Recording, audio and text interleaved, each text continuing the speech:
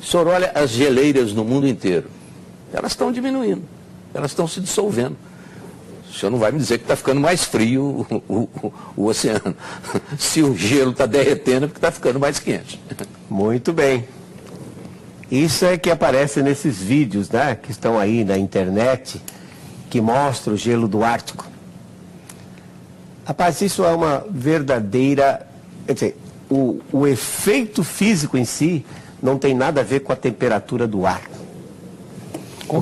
É interessante. Num iceberg, porque o gelo é flutuante, no caso do Ártico. Um iceberg, 10% fica fora da água, todo mundo sabe disso. E 90% dentro. Os 90% que estão dentro deslocam o volume que já vai ocupar quando o bloco todo derreter. Assim, quando o bloco de gelo derrete, não há aumento de nível do mar. Você pode fazer o experimento, pegar o copo, encher até a boca, colocar um cubo de gelo, no momento que você colocar, vai derramar um pouco de água, porque ele vai afundar 90% do seu volume, mas depois que ele derreter, não cai nenhuma gota fora. Então, o que acontece?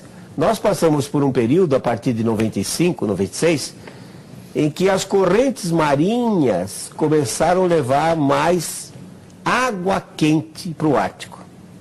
Então a água quente entra por debaixo da parte submersa e derrete um pouco dessa parte submersa. Devia ser 90%, passa a ser 85%, 80%. O resultado que a parte submersa não tem condições de sustentar o peso da parte aérea. Aí o gelo colapsa. Ele desmorona, pode ver nesses filmes, você vê que ele está desmoronando. Ele não está derretendo, você não vê a água escorrendo. Ele não está derretendo, ele está desmoronando. Porque mesmo no verão, de lascar forte no Ártico, a temperatura nunca é superior a 20 graus negativos. O seu freezer trabalha com menos 18 e congela tudo o que precisa. Então, não é o ar, não é o aquecimento global que está fazendo aquele gelo desmoronar, e sim durante esse período em que estava levando mais água quente. Agora já está diminuindo. E daqui uns 4, 5 anos, se repetir o ciclo, vai passar a levar água mais fria e o gelo, que já se recuperou, diga-se de passagem, em 2007 chegou a uma redução de 2,7 milhões de quilômetros quadrados. Mas agora, já em junho de 2010, já estava recuperado. E a partir de agora ele vai continuar crescendo. E à medida, quando chegaram nas últimas árvores, que acabou a floresta, que a civilização também começou a cair, né? A entrar em decadência. Não tem nada a ver uma coisa com a outra. Você destruiu aqui, não tem uma consequência? Não pode ficar... Tem que tomar muito cuidado com isso, porque isso são ações locais e não são ações planetárias. Mas no local funciona. Mesmo assim, a alteração é muito pequenininha, né? A cidade de São Paulo faz o seu microclima, por exemplo, né? Assim não. E aí o clima global é outra coisa, mas o discurso desse pessoal é que a cidade altera o clima do planeta. Portanto, a cidade tem que se adaptar à mudança do clima, que ela mesma fez. Mas espera aí, raciocínio circular, né? Agora, como é que é? Quer dizer que não está, a água não está, o gelo não está derretendo lá? Não, o gelo derrete e congela de novo, né? Tem os seus ciclos, né? Isso já é muito conhecido desde o final da Segunda Guerra Mundial. Primeiro que o próprio cenário de guerra era o cenário polar, né? A gente está acostumado a sempre ver o mundo no planisfério, acha que os Estados Unidos está de um lado de cá, a Rússia está do outro lado, eles vão se matar por mísseis por cima do Atlântico, né? Não, eles vão se matar em cima do polo, né? Na verdade, eles estão pertinhos um do outro, né? Então, o conhecimento do gelo, já na época militar, já é muito difundido. Então, o próprio Ano Geofísico Internacional, 1957 até 58, estendido até 59, a primeira missão dos americanos foi atravessar o polo e, inclusive, colocar um submarino nuclear no polo. Embaixo da exatamente. Foi o submarino Nautilus, que conseguiu, em 57, atravessar o polo todo. E o submarino Skate, ele conseguiu furar o gelo, quer dizer, eles já sabiam exatamente aonde estão as polinhas, que são as aberturas do gelo do Ártico, para poder colocar a arma de guerra lá. Então o clima e militarismo está sempre andando junto, né? Tudo está andando junto com o militarismo. Como é que é o negócio do nível do mar? Não está subindo ano a ano? Não, o nível do mar continua Mas tem no esse mesmo papo, lugar. não Tem essa história também. As calotas estão derretendo. Não. Primeiro que se fosse derreter alguma coisa, teria que ser a Antártida. Então, aí sim você teria uma elevação do nível considerável. Mas para derreter a Antártida, cara, para nós, você tem que ter uma temperatura na Terra assim, uns 20 ou 30 graus muito mais elevado. Sim, mas a medição do nível do mar está subindo? Não, ele tem Como pequenas variações. Por exemplo, só o El Niño, que é um fenômeno completamente natural, varia o mar meio metro. E aí os piores cenários do IPCC, que é o painel intergovernamental para a mudança do clima, né? O pior cenário deles é 50 centímetros. Em quanto tempo? Em 100 anos. Mas não tem uma medição feita pelo Capitão Cook? Tem. Tá, de quando é? Acho que é 1780, mais ou menos. E de lá para cá? No mesmo lugar. O nível do mar está no mesmo lugar. Então, que alívio que você me dá. Isso, nossa. Não, tem uma situação mais engraçada. Que eu fui fechar minha conta num banco que se diz sustentável, essas coisas, eu odeio essa história, né? E, não, mas o senhor faz o quê? Eu sou professor de climatologia. O mundo vai acabar? Assim, as pessoas estão assim, apavoradas, o mundo vai acabar. Não, a Mariana estava preocupadíssima, inclusive ela tampa tudo que é espelho até hoje, Por causa do aquecimento com medo global. de ver o reflexo do aquecimento global. O aquecimento global virou o bode expiatório para todos os males da humanidade. Bom, falando em aquecimento, e a famosa, não é a calota polar, como é o efeito estufa? Esse é o pior de todos, né? Essa é uma física impossível. Ai, eu estou tão contente hoje. Quer dizer, o mundo terminar em 2012, nem pensar, né? De jeito nenhum. Tá. Então vamos para o efeito estufa. Como é que é? O efeito estufa é a maior falácia científica que existe na história, né? Primeiro que ele é baseado num conceito científico que não existe. A Terra tem essa temperatura porque ela tem atmosfera, recebe energia do Sol, tem uma interação com a atmosfera, e por lei dos gases, note, não é uma teoria, é a lei dos gases, pressão, temperatura, né, e volume. Então, por causa de ter uma atmosfera, nós temos essa temperatura. Eu adoro essa discussão assim que os aquecimentistas, que são os que trabalham para o lado do aquecimento global. Não, mas o maior exemplo de que o CO2 realmente acaba com o planeta Terra, acabaria com o planeta Terra, é Vênus. Aí eu falo, é?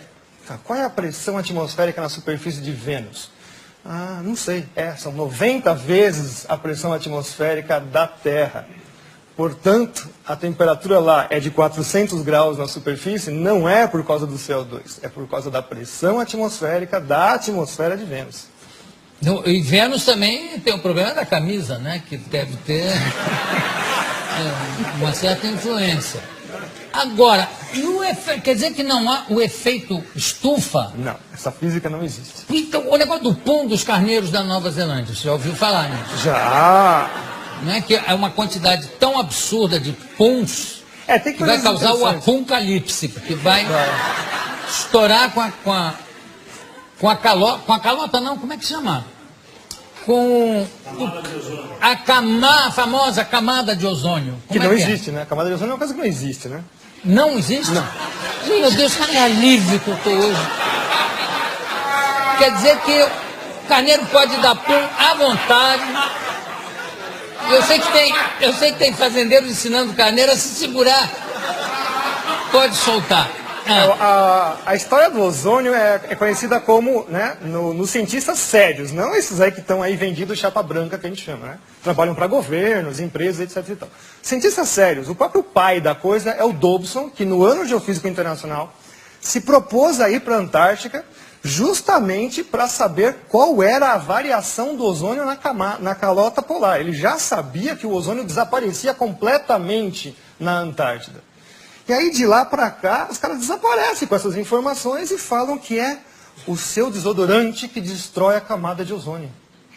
Nossa!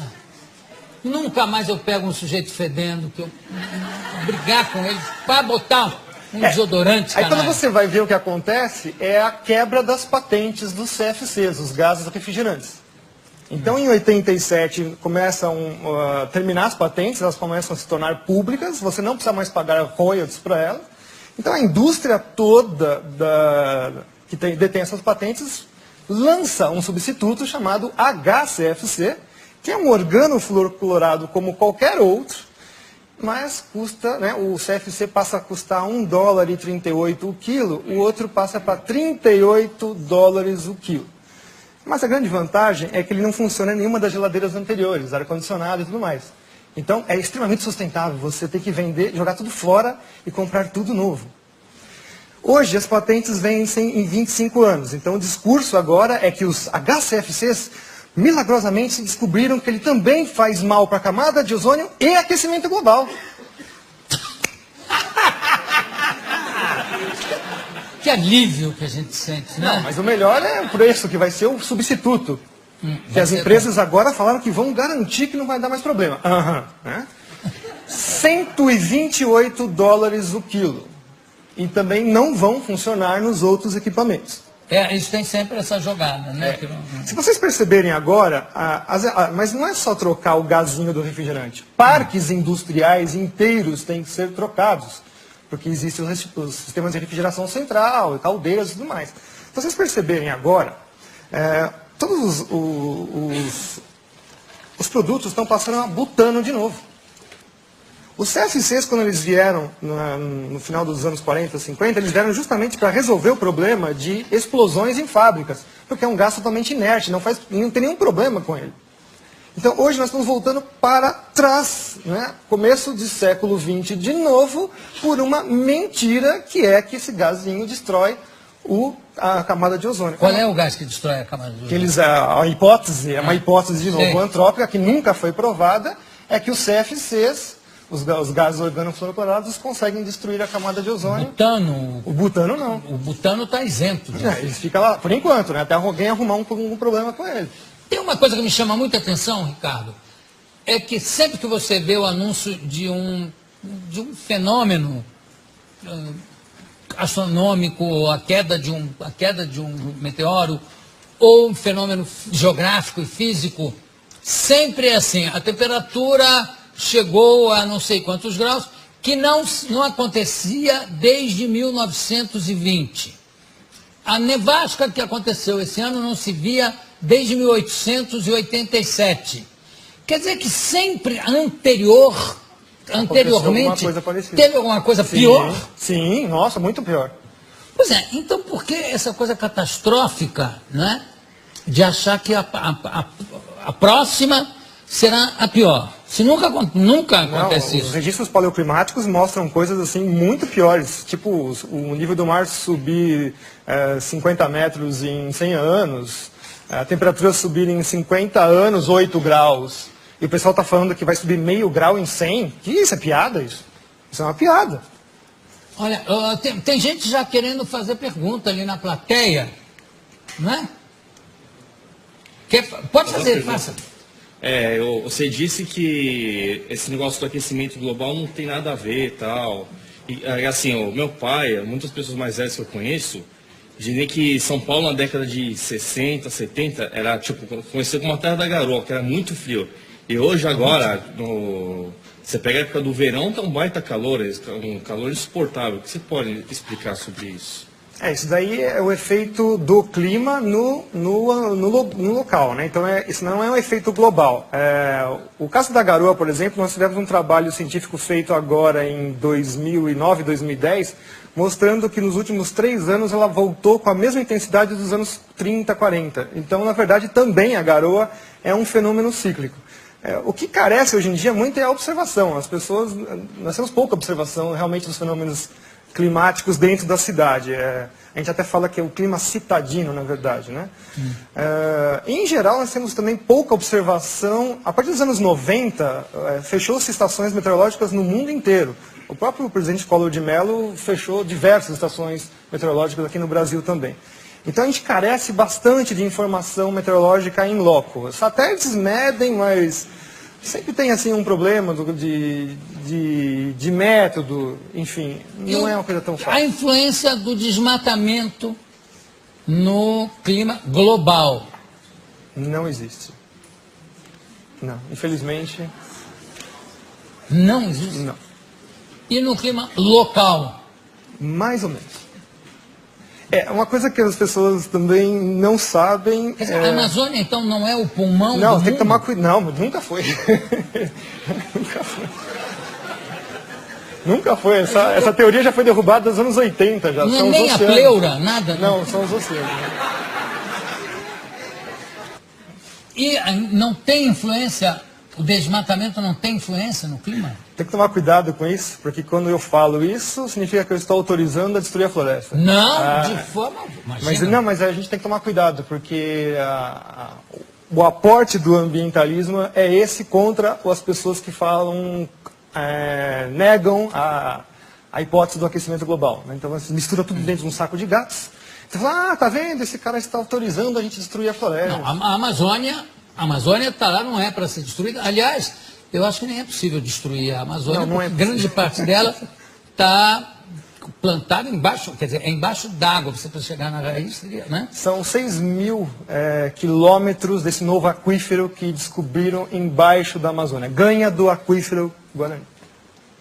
Recentemente descoberto. Eu não faço ideia do que seja 6.000 quilômetros. Deve ser importantíssimo. Porque 6.000 quilômetros... Haja aquífero aí. E o negócio da floresta, como é que é a floresta da chuva? Como é que é? Na verdade, assim, a gente tem que entender que quem manda no planeta são os oceanos. Aí, por acaso, existem continentes. São 3/4 da superfície do planeta com água. Então, a maior parte da troca de massa e energia com a atmosfera é feita com os oceanos. Então, de vez em quando, eles ficam com pena, coitadinho dos continentes, né? Aquela coisinha de nada, joga um pouquinho de água para eles. E se jogar um pouquinho de água para eles, já faz todos os desastres que a gente imagina. Bom, a principal entrada de água para os continentes vem na parte tropical, que são os ventos alísios. Todo mundo já ouviu falar, estudou na escola um monte de vezes isso daí. O próprio Kippen, que é uma das primeiras pessoas que estudou climatologia lá no século XVIII, XIX, né, começando esses estudos, ele falou assim, mas como é que eu vou estudar o clima, que a atmosfera é uma coisa que é invisível, altamente dinâmica e não dá para fazer nada? Bom, ele conseguiu verificar que a vegetação respondia ao clima. Então ele viu assim, olha, gozado, né? Nessa parte toda do planeta, salvo algumas exceções regionais, você tem florestas extremamente virtuosas, imensas, e é justamente onde chove bastante, onde você tem as principais células de trovoadas, né? Os relâmpagos fixam nitrogênio na chuva e, portanto, jogam isso na superfície. Então tem toda uma simbiose aí entre os fenômenos da atmosfera. Então as florestas, o nome técnico da floresta em inglês, por exemplo, são rainforest, né? Então, florestas de chuva.